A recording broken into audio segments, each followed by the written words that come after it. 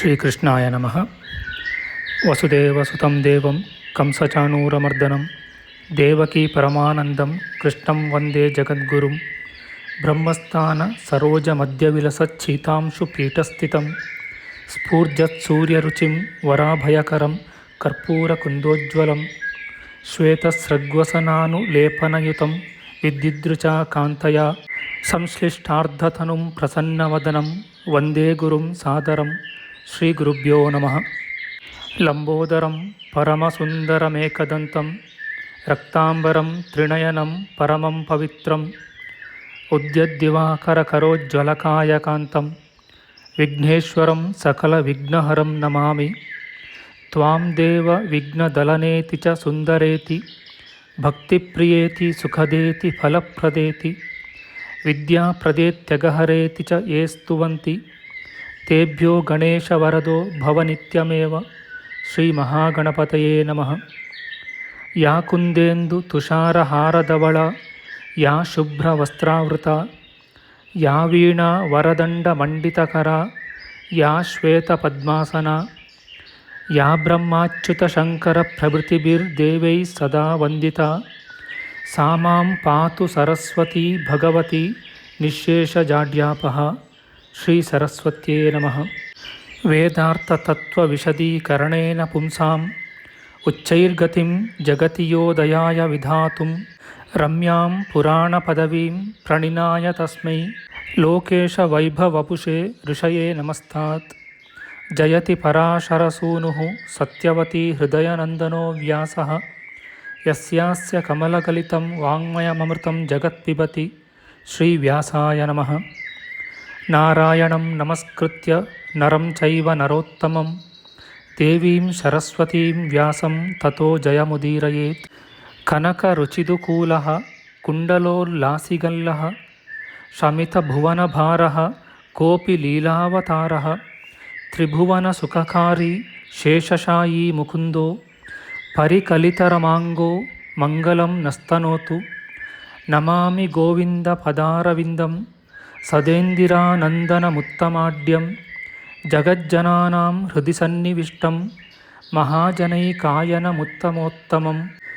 ನಮಸ್ತೆ ಚಕ್ರಹಸ್ತಾಯ ಶಾನ್ಗಹಸ್ತಾಯ ತೇ ನಮಃ. ನಂದಹಸ್ತಾಯ ತೇ ವಿಷ್ಣೋ ಶಂಖಹಸ್ತಾಯ ತೇ ನಮಃ. ಓಂ ನಮೋ ವಾಸುದೇವಾಯ ನಮಃ ಸಂಕರ್ಷಣಾಯ ಚ ಪ್ರದ್ಯುಮ್ನಾಯ ನಮಸ್ತುಭ್ಯಂ ಅನಿರುದ್ಧಾಯ ತೇ ನಮಃ.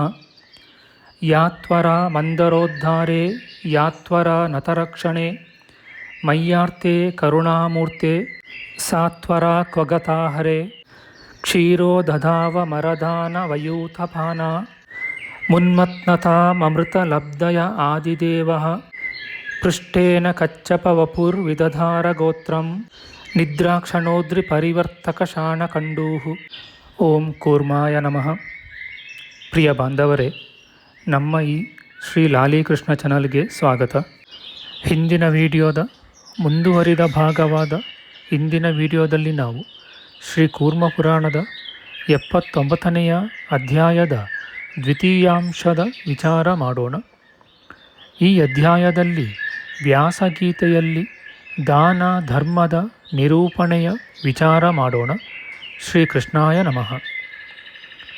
ವ್ಯಾಸಮುನಿಯು ಹೇಳುತ್ತಾನೆ, ಅಮಾವಾಸ್ಯಾ ತಿಥಿಯು ಬಂದಿರುವ ಸಮಯದಲ್ಲಿ ದೇವೋತ್ತಮನಾದ ಶಂಕರನನ್ನು ಉದ್ದೇಶಿಸಿ ತಪಸ್ವಿಯಾದ ಬ್ರಾಹ್ಮಣೋತ್ತಮನಿಗೆ ಯಾವುದಾದರೊಂದು ದ್ರವ್ಯವನ್ನು ದಾನ ಮಾಡುವುದು ಶ್ರೇಯಸ್ಕರವಾಗಿದೆ. ಉಮಾದೇವಿಯಿಂದ ಕೂಡಿರುವವನು ಪುರಾಣನೂ ಸರ್ವೇಶ್ವರನೂ ಆದ ಮಹಾದೇವನು ಪ್ರೀತಿ ಹೊಂದಬೇಕೆಂಬ ಉದ್ದೇಶದಿಂದ ಮಾಡಿದ ದಾನದಿಂದ ಹಿಂದಿನ 7 ಜನ್ಮಗಳಲ್ಲಿ ಮಾಡಿರುವ ಪಾಪಪುಂಜವು ಆ ಕ್ಷಣದಲ್ಲಿ ನಾಶ ಹೊಂದುವುದು.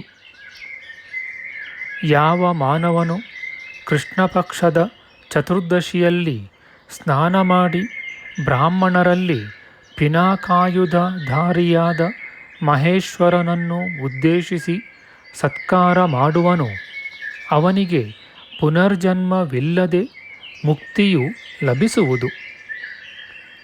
ವಿಶೇಷವಾಗಿ ಕೃಷ್ಣ ಪಕ್ಷದ ಅಷ್ಟಮಿಯಲ್ಲಿ ಸ್ನಾನದಿಂದ ಪವಿತ್ರನಾಗಿ ಧಾರ್ಮಿಕನಾದ ದ್ವಿಜನಿಗೆ ಪಾದ ಪ್ರಕ್ಷಾಳನಾದಿ ಉಪಚಾರಗಳಿಂದ ನ್ಯಾಯಾನುಸಾರವಾಗಿ ಅರ್ಚನೆ ಮಾಡಬೇಕು. ಆಗ ದೇವೋತ್ತಮನಾದ ಶಂಕರನು ನನ್ನಲ್ಲಿ ಸುಪ್ರೀತನಾಗಲಿ ಎಂದು ಸಂಕಲ್ಪಿಸಿ ತನ್ನದಾದ ದ್ರವ್ಯವನ್ನು ದಾನ ಮಾಡಬೇಕು. ಅದರಿಂದ ಸಮಸ್ತ ಪಾಪಗಳನ್ನು ಕಳೆದುಕೊಂಡವನಾಗಿ ಪರಮ ಪದವಿಯನ್ನು ಹೊಂದುತ್ತಾನೆ.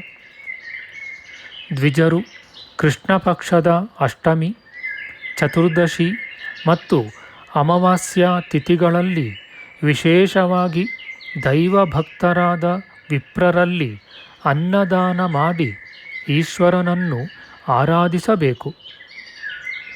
ಮತ್ತು ಏಕಾದಶಿ ತಿಥಿಯಲ್ಲಿ ಉಪವಾಸ ಮಾಡಿ ದ್ವಾದಶಿ ತಿಥಿಯಲ್ಲಿ ವಿಪ್ರರೂಪ ಸತ್ಪಾತ್ರದಲ್ಲಿ ಪುರುಷೋತ್ತಮನನ್ನು ಪೂಜಿಸುವುದರಿಂದ ಉತ್ತಮ ಸ್ಥಾನವನ್ನು ಹೊಂದುವನು.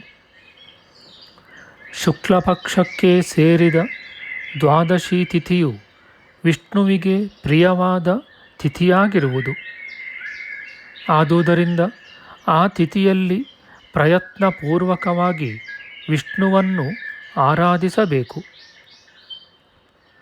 ಸರ್ವೇಶ್ವರನಾದ ಶಂಕರನನ್ನಾಗಲಿ ವಿಷ್ಣುವನ್ನಾಗಲಿ ಉದ್ದೇಶಿಸಿ ಪವಿತ್ರನಾದ ಬ್ರಾಹ್ಮಣೋತ್ತಮನಲ್ಲಿ ಮಾಡಿದ ಯತ್ಕಿಂಚಿತ್ತಾದ ದ್ರವ್ಯದಾನವು ದಾನದ ಅನಂತವಾದ ಫಲವನ್ನು ಕೊಡುವುದು. ಯಾವ ಮಾನವನು ಯಾವ ದೇವತೆಯನ್ನು ಆರಾಧಿಸಲು ಇಷ್ಟವುಳ್ಳವನಾಗುವನೋ ಜ್ಞಾನಿಯಾದ ಆ ಮಾನವನು ದೇವತೆಯ ಪ್ರಸಾದ ಲಾಭಕ್ಕೋಸ್ಕರ ಬ್ರಾಹ್ಮಣನನ್ನು ಪೂಜಿಸಬೇಕು. ದೇವತೆಗಳು ಸರ್ವಕಾಲದಲ್ಲಿಯೂ ಬ್ರಾಹ್ಮಣ ರೂಪವಾದ ವಿಗ್ರಹವನ್ನು ಸ್ವೀಕರಿಸಿ ಇರುವರು. ಅಂತಹ ಬ್ರಾಹ್ಮಣರು ಲಭಿಸದಿರುವ ಪಕ್ಷದಲ್ಲಿ ಆಯಾಯ ದೇವತೆಗಳ ಪ್ರತಿಮೆಗಳಲ್ಲಿಯಾದರೂ ದೇವತೆಯನ್ನು ಪೂಜಿಸಬೇಕು. ಆದ್ದರಿಂದ ಆಯಾಯ ಫಲ ವಿಶೇಷಗಳನ್ನು ಆಕಾಂಕ್ಷಿಸುವ ಮಾನವರು ಸಕಲ ಪ್ರಯತ್ನಪೂರ್ವಕವಾಗಿ ದ್ವಿಜರಲ್ಲಿ ಯಾವಾಗಲೂ ವಿಶೇಷವಾಗಿ ದೇವತೆಗಳನ್ನು ಪೂಜಿಸಬೇಕು. ಸಂಪತ್ತಿಗೆ ಇಷ್ಟವುಳ್ಳ ಮನುಷ್ಯನು ಯಾವಾಗಲೂ ಇಂದ್ರ ದೇವತೆಯನ್ನು ವಿಶೇಷವಾಗಿ ಅರ್ಚಿಸಬೇಕು. ವೇದಾಧ್ಯಯನ ಸಂಪತ್ತಿನಿಂದ ಲಭಿಸುವ ಬ್ರಹ್ಮವರ್ಚಸ್ಸವು ಲಭಿಸಬೇಕೆಂಬ ಇಚ್ಛೆಯುಳ್ಳವನು ಬ್ರಹ್ಮದೇವನನ್ನು ಆರಾಧಿಸಬೇಕು. ಹಾಗೂ ಆರೋಗ್ಯ ಲಾಭದಲ್ಲಿ ಇಷ್ಟವುಳ್ಳವನು ಸೂರ್ಯದೇವನನ್ನು, ಹಸುಗಳನ್ನು ಹೊಂದಲು ಇಚ್ಛೆಯುಳ್ಳವನು ಅಗ್ನಿದೇವತೆಯನ್ನು ಅರ್ಚಿಸಬೇಕು. ಆರಂಭಿಸಿದ ಕರ್ಮಗಳು ಸಿದ್ಧಿಯಾಗಬೇಕೆಂಬ ಆಕಾಂಕ್ಷೆಯುಳ್ಳವನು ವಿನಾಯಕನನ್ನು ಪೂಜಿಸಬೇಕು.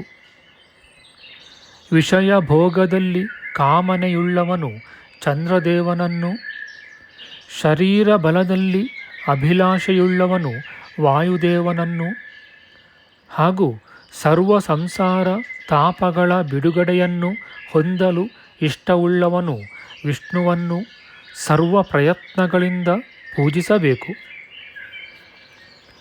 ಯಾವ ಮನುಜನು ಯೋಗ, ಮೋಕ್ಷ ಮತ್ತು ಈಶ್ವರ ಜ್ಞಾನವನ್ನು ಹೊಂದಲು ಇಷ್ಟಪಡುವನೋ ಅವನು 3 ನೇತ್ರಗಳಿಂದ ಕೂಡಿದ ಮಹೇಶ್ವರನನ್ನು ಯತ್ನಪೂರ್ವಕವಾಗಿ ಆರಾಧಿಸಬೇಕು. ಯಾವ ಮಾನವರು ಮಹಾಯೋಗ ಸಿದ್ಧಿಗಳನ್ನು, ಜ್ಞಾನಗಳನ್ನು ಬಯಸುವರೋ ಅವರು ಸರ್ವಭೂತಪತಿಯಾದ ಮಹೇಶ್ವರನನ್ನಾಗಲಿ ವಿಷ್ಣುವನ್ನಾಗಲಿ ಅರ್ಚಿಸಿ ಆಯಾಯ ಫಲಭೋಗಿಗಳಾಗುವರು.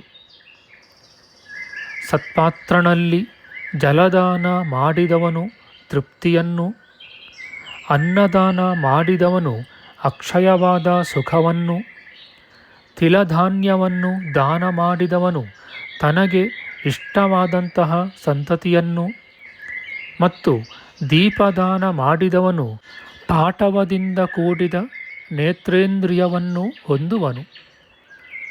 ಭೂಮಿದಾನ ಮಾಡಿದವನು ಸಮಸ್ತ ಫಲಗಳನ್ನು, ಹಿರಣ್ಯವನ್ನು ದಾನ ಮಾಡಿದವನು ದೀರ್ಘಾಯುಷ್ಯವನ್ನು, ಗೃಹದಾನ ಮಾಡಿರುವವನು ಶ್ರೇಷ್ಠವಾದ ಗೃಹಗಳನ್ನು ಮತ್ತು ಬೆಳ್ಳಿಯನ್ನು ದಾನ ಮಾಡಿದವನು ಶ್ಲಾಘ್ಯವಾದ ರೂಪವನ್ನು ಹೊಂದುವನು. ವಸ್ತ್ರದಾನದಿಂದ ಚಂದ್ರನ ಲೋಕವನ್ನು, ಅಶ್ವದ ದಾನದಿಂದ ಅಶ್ವಿನಿ ದೇವತೆಗಳ ಲೋಕವನ್ನು, ವೃಷಭಗಳನ್ನು ದಾನ ಮಾಡುವುದರಿಂದ ಸಮೃದ್ಧಿಯಾದ ಸಂಪತ್ತಿಯನ್ನು ಮತ್ತು ಗೋದಾನದಿಂದ ಬ್ರಹ್ಮಲೋಕವನ್ನು ಹೊಂದುತ್ತಾನೆ. ವಾಹನ ಶಯನಗಳನ್ನು ದಾನ ಮಾಡಿದವನು ಭಾರ್ಯೆಯನ್ನು, ಅಭಯ ದಾನ ಮಾಡಿದವನು ಐಶ್ವರ್ಯವನ್ನು, ಧಾನ್ಯ ದಾನವನ್ನು ಮಾಡಿದವನು ಶಾಶ್ವತವಾದ ಸೌಖ್ಯವನ್ನು ಮತ್ತು ವೇದವಿದ್ಯಾ ದಾನ ಮಾಡಿದವನು ಬ್ರಹ್ಮೈಕ್ಯವನ್ನು ಹೊಂದುತ್ತಾನೆ.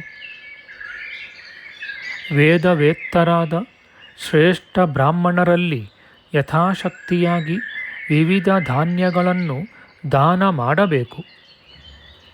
ಹಾಗೆ ಧಾನ್ಯ ದಾನದಿಂದ ಮರಣಾನಂತರದಲ್ಲಿ ಸ್ವರ್ಗ ಸುಖವನ್ನು ಅನುಭವಿಸುತ್ತಾ ಪೂಜ್ಯನಾಗಿರುವನು.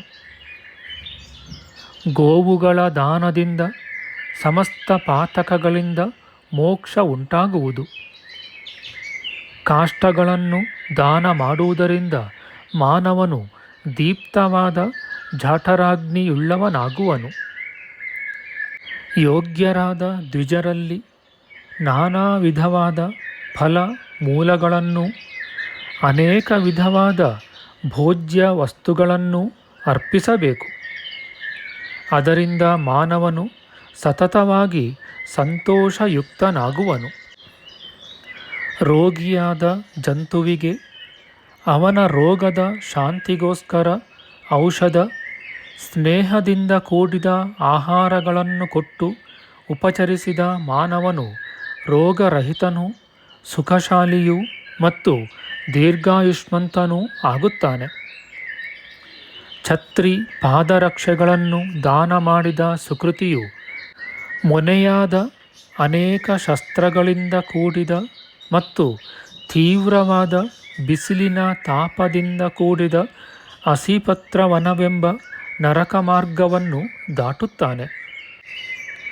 ಲೋಕದಲ್ಲಿ ಯಾವ ವಸ್ತುವು ಹೃದಯಂಗಮವಾಗಿರುವುದೋ ಮತ್ತು ತನ್ನ ಗೃಹದಲ್ಲಿ ಯಾವ ವಸ್ತುವು ಪ್ರೀತಿ ವಿಷಯವಾಗಿರುವುದೋ ಆಯಾಯ ವಸ್ತುವನ್ನು ಅಕ್ಷಯವಾದ ಭೋಗ ಸುಖವನ್ನು ಬಯಸುವವನು ಗುಣವಂತನಾದ ದ್ವಿಜನಲ್ಲಿ ದಾನ ಮಾಡಬೇಕು.